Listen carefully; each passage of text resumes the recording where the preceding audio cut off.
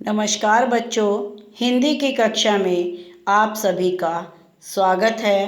बच्चों, आज की इस कक्षा में हम आपकी पूरक पुस्तिका भारत की खोज का अध्ययन करेंगे, जिसके लेखक पंडित जवाहरलाल नेहरू हैं।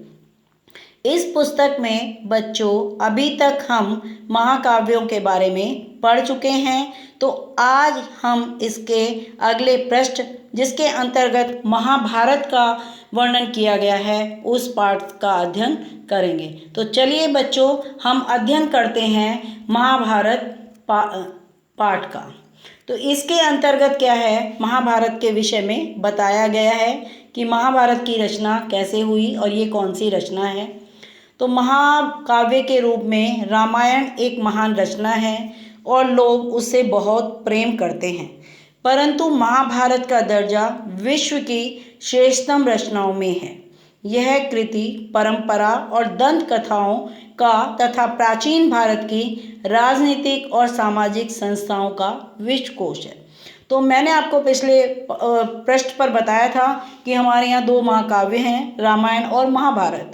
तो रामायण को तो लोग बहुत प्रेम करते हैं, लेकिन जो महाभारत है इसका भी दर्जा जो है श्रेष्ठतम रचनाओं में है, अर्थात ये भी महाभारत बहुत श्रेष्ठ रचना है। लगभग 10 वर्ष बल्कि उससे भी कुछ अधिक समय से इस विषय के अधिकारी भारतीय विद्वान इसका प्रमाणिक संस्करण प्रकाशित करने की दृष्टि से विभिन्न उपलब्ध पाठों की जांच और मिलान करने में व्यस्त हैं। उन्होंने कुछ अंश प्रकाशित करके जारी भी कर दिए हैं, लेकिन यह कार्य अब भी अधूरा है। तो इसमें क्या है, लगभग 10 वर्ष से जो हैं इसके बारे में विद्वान लगे हुए हैं कि इसके पाठों का हम मिलान करें और उसको प्रकाशित करें, और कुछ अंक इसके प्रकाशित भी हो गए हैं। शायद यही समय था जब भारत में विदेशी लोग आ रहे थे और वे अपने रीति रिवाज अपने साथ ला रहे थे। इनमें बहुत से रिवाज आर्यों से मेल खाते थे, इसलिए विरोधी विचारों और रिवाजों का विचित्र घोलमोल दिखाई पड़ता है। आर्यों में स्त्रियों के अनेक विवाह का चलन नहीं था, किंतु महाभारत की कथा की एक विशेष नायिका एक साथ 5 भाइयों की पत्नी है। तो इसमें ये उस समय का वर्णन है कि जब विदेशी लोग यहाँ पर आ रहे थे और वहाँ से अपने रीति रिवाज भी ला रहे थे। आर्यों के अंदर क्या था कि बहुविवाह की प्रथा नहीं थी, लेकिन जो महाभारत की कथा थी, इसकी जो नायिका द्रौपदी थी वो 5 भाइयों की पत्नी थी। धीरे धीरे यहाँ से पहले से मौजूद आदिवासियों के साथ नए आने वाले लोग भी आर्यों के साथ घुल मिलकर एक हो रहे थे, और इस नई स्थिति के अनुरूप वैदिक धर्म में संशोधन किया जा रहा था। इसने सबको समेटकर चलने वाला वह उदार व्यापक रूप ग्रहण कर लिया था, जिससे आधुनिक हिंदू धर्म निकला। तो इस समय लोग जो हैं आपस में घुल मिलकर रह रहे थे, और इससे क्या हुआ कि जो इसने अपना रूप धारण किया, जो संशोधन इसमें हुए, तो इससे ही जो आज का हिंदू धर्म है वो निकला। यह इसलिए संभव हो सका क्योंकि बुनियादी नज़रिया यह जान पड़ता है कि सत्य पर किसी का एकाधिकार नहीं हो सकता। उसे देखने और उस तक पहुंचने के बहुत रास्ते हैं, इसलिए सब तरह के अलग अलग, यहाँ तक कि विरोधी विश्वासों को भी सहन कर लिया गया। तो ये बताया गया है कि सत्य पर किसी का एक अधिकार नहीं हो सकता। महाभारत में हिंदुस्तान की, या जिसे दंत कथाओं के अनुसार जाति आदि पुरुष भारत के नाम पर भारतवर्ष कहा जाता है। तो हमारे हिंदुस्तान का जो नाम है वो भरत के नाम पर, जो भरत राजा थे उनके नाम पर भारतवर्ष पड़ा। बुनियादी एकता पर बल देने की निश्चित कोशिश की गई। इसका एक और पहले का नाम था आर्यव्रत, यानी आर्यों का देश। भारत के नाम से जाने जाने से पहले हमारा देश आर्यव्रत के नाम से जाना था, अर्थात आर्यों का देश। किंतु यह नाम मध्य भारत में विंध्य पर्वत तक फैले उत्तर भारत के इलाके तक सीमित था। तो ये जो नाम था ये केवल उत्तर भारत के इलाके तक ही सीमित था। रामायण की कथा, दक्षिण में आर्यों के विस्तार की कहानी, यह वह विराट गृह युद्ध है जो बाद में हुआ, जिसका वर्णन महाभारत में किया गया है। उसके बारे में मोटे तौर से अंदाजा लगाया गया कि वह ईसा पूर्व 14वीं शताब्दी के आसपास हुआ होगा। तो इस एक गृह युद्ध हुआ जिसका वर्णन जो है महाभारत में किया गया है। तो इसका अंदाज़ा लगाया जाता है कि ये 14वीं शताब्दी के ही आसपास हुआ होगा। वह लड़ाई भारत या संभवतः उत्तरी भारत पर एकाधिकार स्थापित करने के लिए लड़ी गई थी। इसी लड़ाई से एक अखंड भारत की अवधारणा की शुरुआत हुई। इस अवधारणा के अनुसार आधुनिक अफगानिस्तान का बहुत बड़ा हिस्सा भारत में शामिल था।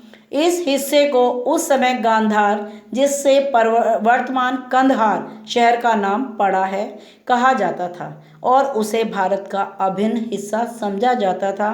वास्तव में इसी कारण मुख्य शासक की पत्नी का नाम गांधारी यानी गांधार की कन्या पड़ा था। दिल्ली नाम का आधुनिक शहर नहीं, बल्कि इस इलाके के निकट बसे हुए हस्तिनापुर और इंद्रप्रस्थ नाम के पुराने शहर इसी समय भारत की राजधानी बने। तो ये जो है कांधार, जो गांधार था वो एक कंधार शहर के नाम पर था, और जो धृतराष्ट्र की पत्नी थी उसका नाम भी इसी के नगर के नाम पर पड़ा, गांधारी, अर्थात गांधार की जो कन्या थी उसका नाम पड़ा। और हस्तिनापुर इंद्रप्रस्थ जो है पुराने, उसी समय जो आज दिल्ली आधुनिक रूप में दिल्ली है, तो ये उसी के पुराने नाम हैं। महाभारत में कृष्ण से संबद्ध व्याख्यान भी हैं और भगवत गीता भी। तो जो महाभारत के अंतर्गत क्या है, श्री कृष्ण से संबंधित जो आख्यान है, वर्णन भी किया गया है और उसके अंदर भागवत गीता का भी वर्णन किया गया है। गीता के दर्शन के अलावा इस ग्रंथ में सामान्य रूप से जीवन के नैतिक और आचार संबंधी सिद्धांतों पर जोर दिया गया। तो गीता दर्शन के अलावा इस ग्रंथ के जो सामान्य रूप है, नैतिकता और आचार विचार के ऊपर भी बल दिया गया।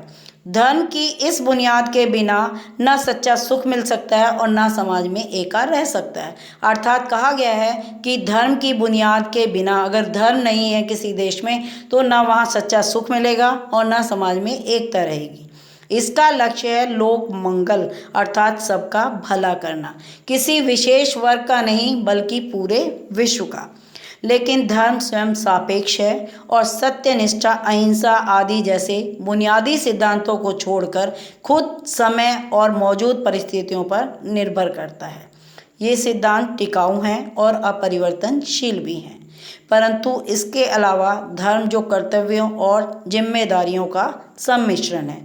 तो धर्म जो है सत्य, निष्ठा, अहिंसा जैसे बुनियादी सिद्धांतों को छोड़कर जो है, ये जो है उस समय की स्थिति के जो कर्तव्य हैं और जिम्मेदारियों का भी एक मिश्रण है। समय के साथ बदलता है। अहिंसा पर यहाँ और दूसरी जगह पर भी बल दिया गया। वह एक दिलचस्प है क्योंकि अहिंसा और किसी अच्छे मकसद के लिए संघर्ष करने के प्रत्यक्ष रूप से कोई विरोध नहीं दिखाई पड़ता। पूरे महाकाव्य का केंद्र एक विराट युद्ध है। तो इस महाभारत का जो एक महाकाव्य का जो केंद्र बिंदु है वो एक बहुत बड़ा युद्ध है।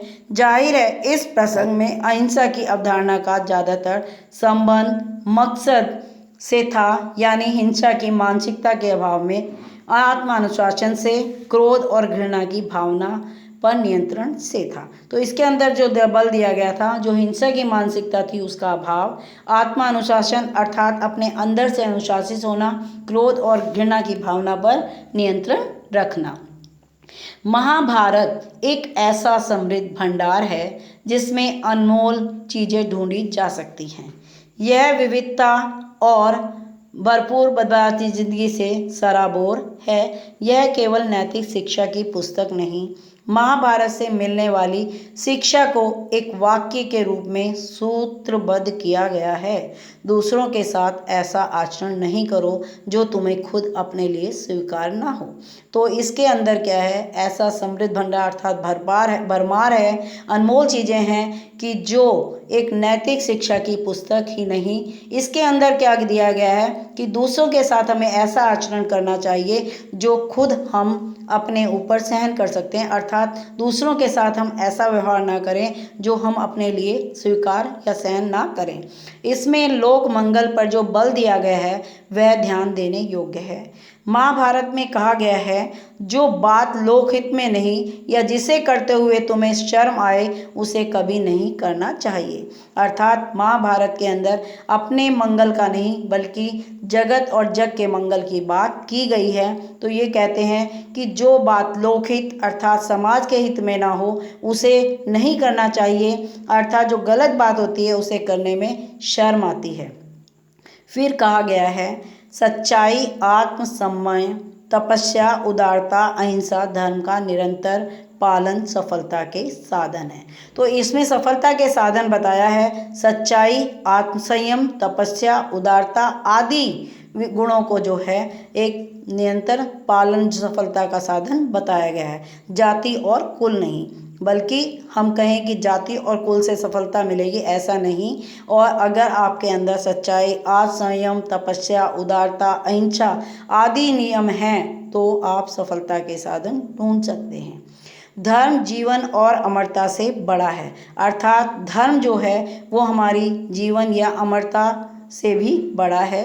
सच्चे आनंद के लिए दुख भोगना आवश्यक है।